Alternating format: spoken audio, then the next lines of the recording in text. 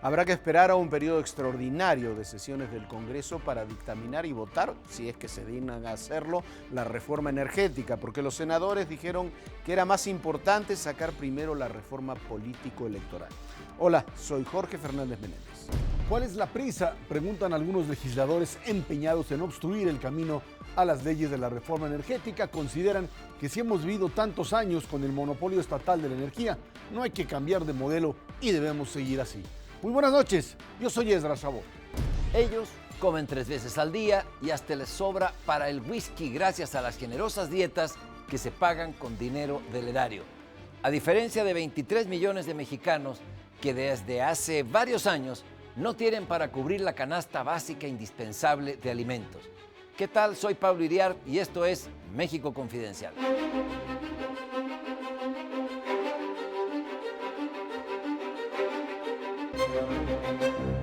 Y estamos empantanados con las reformas que muchos consideramos sustanciales.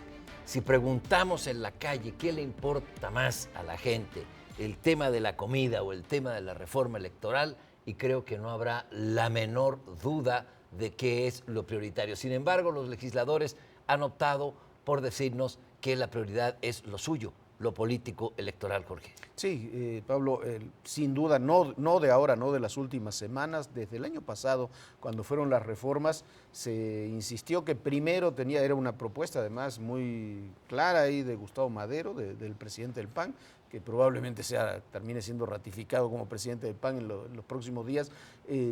Era una propuesta que primero tenía que salir la política electoral y luego el resto de las reformas.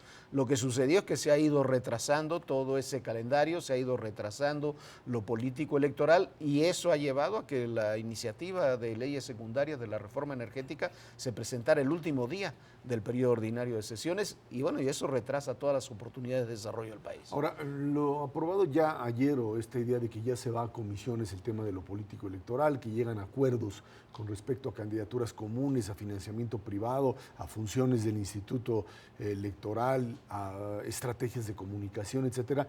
Yo creo que en este momento el problema fundamental es para el Partido de la Revolución Democrática, porque si en esta semana termina por aprobarse la reforma política por ahí de viernes o incluso el fin de semana, lo que quedaría claro es que pues ya no falta nada más que comenzar a presentar los otros dictámenes, telecomunicaciones y reforma energética. Y el tema de reforma energética yo creo que es clave bajo el principio de que PAN y gobierno pues hay un consenso, pero la apuesta perredista por detenerlo, por posponerlo, por un lado está presente, ahí está, es su punto de arranque, pero por otro lado está pues presentarse en el Congreso con argumentos para rebatir, por lo menos en términos de la discusión, esto que yo dudo que tengan todavía mucha fuerza para poder retrasarlo. Y Edra, me parece paradójico y hasta inmoral que sea el sector de la izquierda el interesado en detener y posponer el tema de la reforma energética con el argumento de que no hay prisa, cuando tiene una transversalidad importantísima. Mira, en México se le pone a la tierra el 20% de los fertilizantes que se le ponen en los países desarrollados. ¿Por qué? Porque lo importamos y no producimos ni urea, ni amoníaco, ni gas. Importamos la mayor parte del gas. Entonces, la única forma de hacer productivo al campo es poniéndole más fertilizantes. Es una tierra muy usada, muy gastada y hay que hacerlo como los países desarrollados. Eso te lo va a dar la reforma energética y estamos hablando de la comida de la población y tenemos a una izquierda que por fuera dice estar comprometida con las causas de los que menos tienen, pero a la hora de actuar legislativamente en favor de esas mayorías, pues dicen que no hay prisa. No, claro, pero además, bueno, no es el único tema, ¿no? Ocurre con las telecomunicaciones, una izquierda que también toma las posiciones contrarias a lo que uno esperaría de la izquierda, ocurre con los temas fiscales, que ha tenido una posición muy dura, que ha castigado a las clases medias, la verdad, las posiciones que ha impulsado el PRD y que se aceptaron en la reforma fiscal, y me parece que tenemos una serie de indefiniciones en los partidos, en la izquierda, pero también en el PAN y también en el PRI, porque yo no veo al PRI saliendo a defender, como debería salir a defender la reforma energética, veo indefiniciones en los partidos que llevan a este tipo de acuerdos. Es más, a ver, te cambio las candidaturas comunes por la apertura de ductos, ¿no? Y me parece terrible. Eso me parece que es quizás el mayor de los problemas que tenemos en todos estos procesos políticos, con acuerdos que además se tomaron desde el pacto, desde allá, desde diciembre de 2012, que se respetan en un plano, pero en el otro, cuando se tienen que aterrizar en los hechos, no.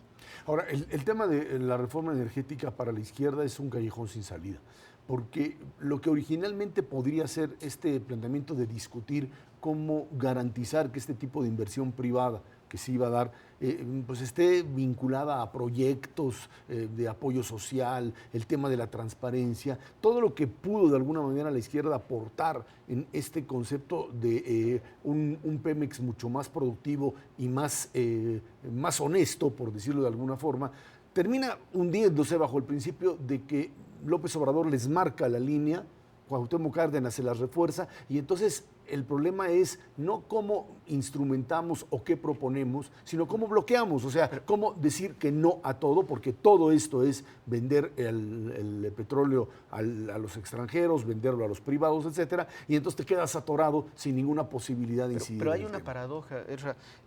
Si uno toma la propuesta de Cuauhtémoc Cárdenas, salvo que tiene algunos puntos muy importantes, salvo el punto fundamental de prohibir la inversión privada en el sector energético, muchos de los puntos sobre transparencia de Pemex, sobre el propio quitar al sindicato del Consejo de Pemex, muchos de esos puntos están en la iniciativa.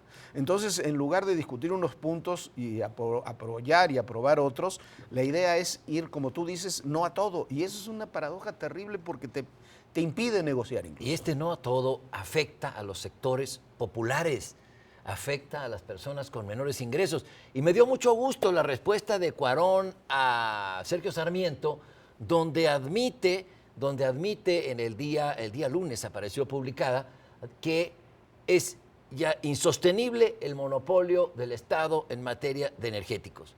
Es decir, para acabar o para eliminar todo esto que plantea Cuauhtémoc Cárdenas, que es la corrupción, el patrimonialismo, etcétera, debes terminar con el monopolio.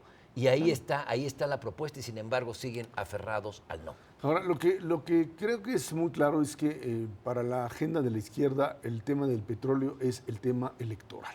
O sea, están metidos en este problema de quizá 4 opciones partidarias para el 2015, con Movimiento Ciudadano yendo a lo mejor con la gente de Marcelo Ebrard, con Partido del Trabajo yendo con López Obrador, con Morena, si es que esto funciona así, más los perredistas, Nueva Izquierda, etcétera.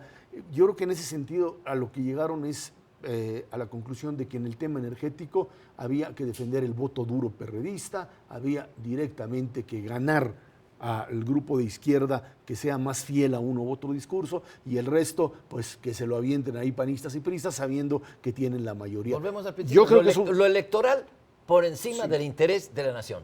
Pues sí, lo suyo. Lo que pasa es que lo suyo es primero. Lo que pasa es que yo creo que en este tema pues están jugando la vida. Ese es el problema de los partidos políticos. Ahora, y en este caso la izquierda se la está jugando a partir de aceptar o no un proyecto. Ahora, hay otro capítulo también que yo creo que es importante, coincidiendo plenamente con la actitud del PRD, la actitud del PAN en estos temas. El PRI y el gobierno también tienen responsabilidad. ¿Por qué? Porque el PRI no hemos visto defender esta reforma más que a David Penchín, algún que otro personaje, no aparecen. Es todo, es una pena, es una vergüenza. ¿Dónde están los legisladores priistas? ¿Dónde están? Inclusive el secretario de Agricultura, cuando esto va a incidir fundamentalmente en la agricultura. ¿Dónde están no los voceros, porque no es un asunto de comunicación social, los políticos que impulsan la modernización del país? Los gobernadores que van a ser beneficiados. Todo eso, ¿dónde están? No han salido a defender. Eso por una parte. Y por otra parte, hombre, el PRI tiene mayoría en la Cámara de Diputados, le faltan 3 senadores para si va Nueva Alianza con el PRI y con el Verde en el Senado, le faltan 3 senadores para tener mayoría. Tiene que haber algún momento en la vida política donde los partidos, en este caso el gobierno, tiene que decidir, vamos a construir una mayoría. No podemos sacar todo por mayorías amplias, no podemos sacar todo por consenso. La idea es que las leyes secundarias se vayan con el mismo respaldo que tuvo la reforma constitucional. Yo creo que va a ser muy difícil. Mira, yo creo que el gobierno lo que hizo es sacar por consenso reforma política, y esto parece que Sí, está... porque es necesario. Porque es necesario por lo demás. Y ahora, en el tema energético, saben con quién lo van a hacer. Esta idea de no salir... Energético y Y telecomunicaciones. las dos, Porque Comunicaciones también con un par de también, salvedades, sí, ¿no? sí, sí. Ahora, lo cierto es que el gobierno no sale a defender, es cierto, tienen razón, pero a mí me parece que esto es producto de lo que les ha funcionado. Sí, todo el asunto de Pacto por México funcionó. Si esta negociación manejada, hay quien diría en lo oscurito, abajo, cerrada, les funciona, no están dispuestos a salir a opinión pública a permitir un juego que a lo mejor sería muy sano, no lo digo que no, pero en términos de efectividad política la apuesta del gobierno es yo negocio contigo, yo lo manejo en el marco de las élites y si me funciona bien, si no me funciona entonces sí voy a tener que pagarla y pagarla cara. ¿No? Bueno, yo creo que esa es la estrategia la que tú estás diciendo, pero me parece a mí que es una estrategia limitada, porque hay que promover la modernización, hay que convencer a la opinión pública, somete, como se puede someter cualquiera de las leyes secundarias a referéndum y vas a perder. Y vas a perder porque no has convencido, no has trabajado en poner de tu lado a la opinión pública, por lo menos en contrarrestar la mentira del Partido del Trabajo en su propaganda o la perversidad de gente como Manuel Camacho a través de sus constantes alocuciones en contra de la reforma energética, poniendo incluso la voz del general Cárdenas, que ni siquiera es Cárdenas. Pero yo creo que la apuesta del gobierno, les puede salir o no, la apuesta del gobierno es, se aprueba esto en junio, terminas con esto y te dedicas de junio al año entrante a promover el modelo que ya se ganó, que la negociación, etcétera, etcétera. Yo entiendo, me parece importante lo que ustedes plantean en términos del debate público. Lo que pasa es que el cálculo político del gobierno ahora es que si se mete específicamente en el debate público al mismo tiempo que negocia, va a terminar haciendo demasiado ruido y no va a poder ganar el acuerdo político. Pero tiene que defender su iniciativa, ¿no? Quizá la vaya a defender después. Eso es lo que está haciendo ahora. Por lo pronto, en términos de negociación política, le resultó. Ahora veremos qué es lo que pasa a la hora de convencer de que lo aprobado, pues es lo posible. A mí me parece sintomático y desde luego negativo que el único defensor de la reforma en telecomunicaciones no sea un priista, sea un panista, Javier Lozano. ¿Dónde está el PRI explicando el porqué de la importancia económica para todos los mexicanos de la reforma en telecomunicaciones? Porque tenemos un Internet que es carísimo, lento y malo. ¿Quién explica eso? ¿Quién da esa explicación? La da un señor del PAN. ¿Y dónde está la gente del gobierno? ¿Pero qué no? ¿Del gobierno o del PRI? Porque yo digo, bueno, quizás en ocasiones es preferible que el gobierno no intervenga, pero tienes que tener especialistas del PRI y no es defender algo en el aire, es defender tu iniciativa, la iniciativa que presentó el gobierno, que presenta el PRI y que defiende el PRI en las cámaras. Me parece que quizás en el debate público la mayor ausencia que hemos visto es precisamente la del PRI.